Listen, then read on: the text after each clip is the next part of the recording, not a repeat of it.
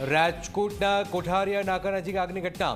કોમ્પ્લેક્સમાં આવેલી દુકાનમાં આગ લાગી છે. ઘટનાની જાણ થતાં જ ફાયરની ટીમ ઘટના સ્થળે પહોંચી ગઈ છે. આપ જોઈ રહ્યા છો કોમ્પ્લેક્સમાં આવેલી આગમાં દુકાન જે છે એમાં આગ લાગી છે. ઘટનાની જાણ થતાં જ ફાયરની ટીમ ઘટના સ્થળે દોડી છે. કોઠારિયા નાકા નજીકની આ આગની ઘટના.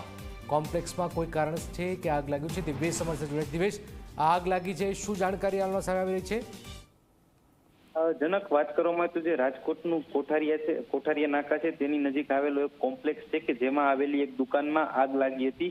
આગ લાગતા ધુવાણાના ગોટે ગોટા નીકળી જતા લોકોમાં છે તે અફરાતફરી મચી ગઈ હતી. સદનસીબે આજ રવિવાર હોવાથી કોમ્પ્લેક્સમાં આવેલી તમામ દુકાનોમાં આજે રવિવારે બપોર પછી રજા હોવાથી કોઈ મોટી જાનહાની નથી થઈ, પરંતુ આગની જાણ થતાં જ ફાયર બ્રિગેડની ટીમ છે તે તાત્કાલિક ઘટના સ્થળે દોડી ગઈ હતી અને પાણીનો મારો ચલાવી આગ છે તેને કાબુમાં લીધી હતી.